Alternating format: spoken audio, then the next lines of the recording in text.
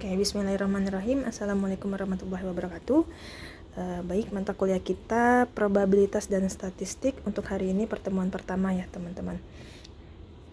Oke, yang belum kenal sama ibu, nama ibu Felicia. Ibu di Untirta sejak tahun 2022 sampai sekarang, dan ibu untuk konsentrasinya ibu ada di konsentrasi tenaga listrik atau power ya, karena kalau di Untirta itu ada 3 konsentrasinya. Pertama KIK, KST, dan KTK gitu. Nah, untuk di konsentrasi ini mungkin teman-teman nanti akan berhadapan pada semester 5 ya teman-teman, karena saat ini masih semester 2. Oke, kita lanjut. Nah, apa sih definisi dari mata kuliah kita ini, probabilitas dalam statistik? Jadi definisinya itu adalah suatu nilai yang digunakan untuk mengukur tingkat terjadinya suatu kejadian secara acak. Kata probabilitas itu sendiri sering disebut dengan peluang atau kemungkinan. Jadi probabilitas secara umum merupakan peluang bahwa sesuatu akan terjadi. Nah, seperti apa konsep probabilitas ini? Jadi dia konsepnya ini memiliki peranan yang penting dalam kehidupan sehari-hari, mulai dari bidang ilmiah, bidang pemerintahan, bidang usaha atau industri, sampai pada masalah-masalah kecil seperti contohnya masuk kantor atau masuk kuliah atau enggak, atau tidak karena awan tebal yang kemungkinan akan hujan deras dan banjir. Nah, itu kemungkinan-kemungkinan yang akan terjadi seperti itu. Dalam mempelajari probabilitas ada 3 kunci nih teman-teman yang perlu kita ketahui. Yang pertama, eksperimen atau percobaan. Kedua, hasilnya, outcome, dan kejadian atau peristiwa. Nah, ini contoh probabilitas atau peluang. Jadi ada sebuah eksperimen dilakukan dengan menanyakan kepada 100 orang pembaca apakah mereka akan mengambil mata kuliah statistik atau kalkulus. Nah, dari eksperimen ini akan terdapat beberapa kemungkinan hasil. Contohnya, kemungkinan hasil pertama ialah sebanyak 58 orang akan mengambil mata kuliah apapun. Kemungkinan hasil lainnya adalah bahwa 75 orang mengambil mata kuliah kalkulus dan sisanya mengambil mata kuliah statistik. Nah, contoh lain nih dari eksperimen adalah misalkan pelemparan sebuah dadu. Jadi hasil pelemparan sebuah dadu tersebut kemungkinan akan keluar hasil 1 atau hasil 2 atau hasil 3 dan seterusnya sesuai dengan angka pada dadu tersebut. Jadi kumpulan dari beberapa hasil tersebut dikenal sebagai kejadian atau event gitu ya. Jadi kumpulan beberapa hasil tadi itu disebut dengan event atau kejadian. Nah, jadi untuk penulisan probabilitas sendiri dinyatakan dengan bilangan desimal seperti 0,5, 0,2, dan seterusnya. Atau juga bisa bilangan pecahan seperti 5/100, 20/100, atau 1/5 gitu ya. Jadi nilai dari probabilitas ini berkisar antara 0 sampai dengan 1. Jika semakin dekat nilai probabilitas nilainya ke 0, maka semakin kecil juga kemungkinan suatu kejadian akan terjadi. Nah, sebaliknya jika semakin mendekati dengan angka 1, maka semakin besar peluang suatu kejadian akan terjadi. Nah, berikut ini silabus perkuliahan kita ya teman-teman. Di sini ada beberapa konsep dasar probabilitas, beberapa hukum peluang bersyarat, dan aturan Bayes gitu ya, harapan matematis, sampai dengan ujian tengah semester. Nah, karena ibu mata kuliah probabilitas ini ada tim teaching ya, yaitu Pak Fadil dan ibu sendiri, maka perkuliahan sampai dengan UTS itu dengan ibu Felicia gitu ya, saya ibu sendiri, dan perkuliahan setelah UTS sampai UAS nanti dengan Pak Fadil gitu ya.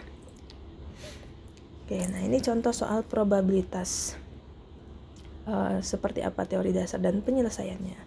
Jadi probabilitas tadi merupakan cara memperkirakan terjadi atau tidaknya sebuah peristiwa yang dinyatakan dalam bentuk nilai. Tadi range-nya 0 sampai 1. Mudahnya gini nih, yang tadi ya, semakin mendekati 0 maka peristiwa itu tak mungkin terjadi. Dan sebaliknya, semakin dekat dengan nilai 1 maka peristiwa makin dapat dipastikan terjadi. Jadi nggak usah heran nih teman-teman jika hasil hitung probabilitas sebuah soal menunjukkan nilai pecahan ya, karena nilainya 0 sampai 1. Nah, ruang sampel probabilitas. Jadi banyaknya kemungkinan seluruh kejadian sering disebut sebagai ruang sampel.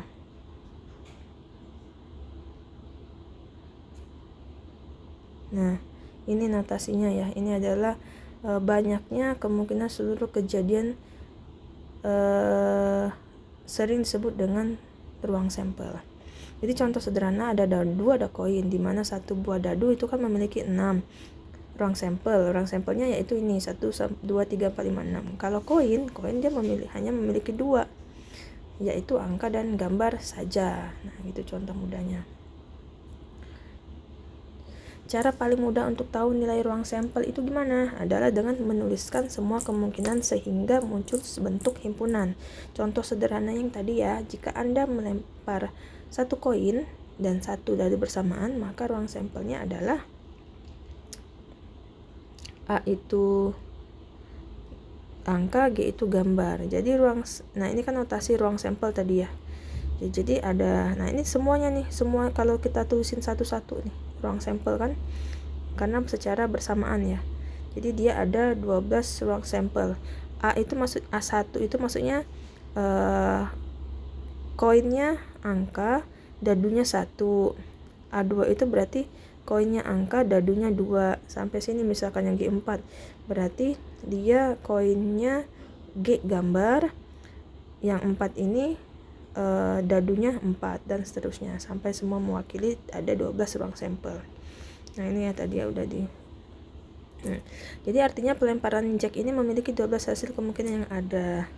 Jadi ruang sampel tersebut bisa diperoleh dari hasil kali masing-masing ruang sampel. Jadi ruang sampelnya koin ada 2, kemudian ruang sampelnya dadu ada 6. Jadi kita kalikan sehingga dapatlah 12 gitu ya. Ini kan 12 masih bisa dituliskan, kalau banyak hasilnya kita bisa pakai cara ini, langsung dikalikan.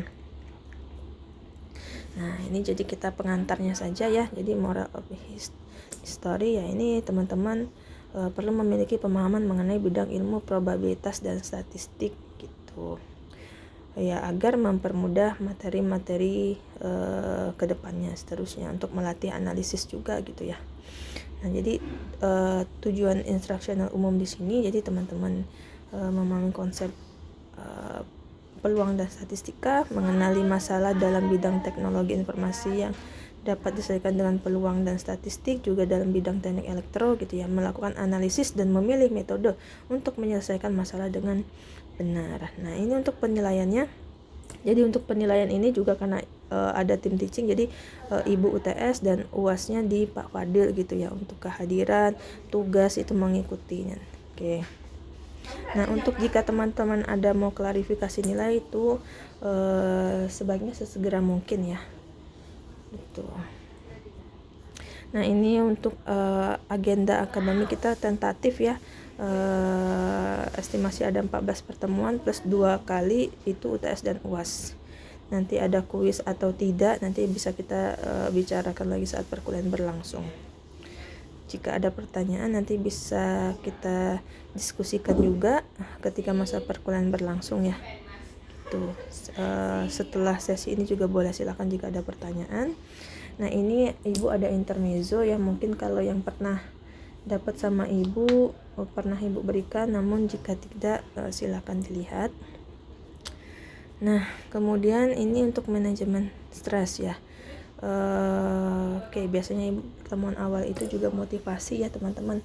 Kayaknya hanya satu kelas ya yang sama Ibu untuk maba ya, di kelas teknik digital kelas C, sisanya belum berarti. Oke,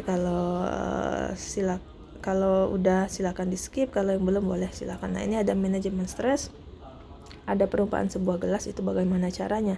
Misalkan kalau gelasnya diisi seperempat ini, berat nggak teman-teman? Kebanyakan sih teman-teman jawabnya enggak Bu, ringan banget gitu ya. Nah gimana kalau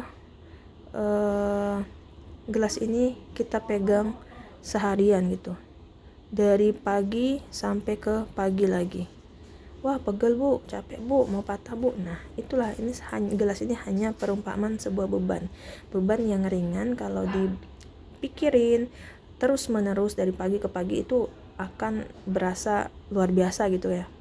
Bebannya, puncaknya berasa pegel, sama aja seperti gelas ini. Itu gimana caranya? Kita letakkan sebentar, sejenak tuh gelas ini, sama seperti beban tadi, kita refreshing, jernihkan pikiran agar kita bisa mengambil solution dari permasalahan kita gitu ya. Karena teman-teman gak heran kan, banyak kejadian di luar sana, aktor aktris terkenal melakukan hal yang tidak diinginkan gitu ya. S2 lulusan ternama juga melakukan hal yang tidak diinginkan. Nah itu kenapa? Karena stresnya yang terlalu yang ringan karena dipikirkan terus menerus, jadi begitu besar gitu ya.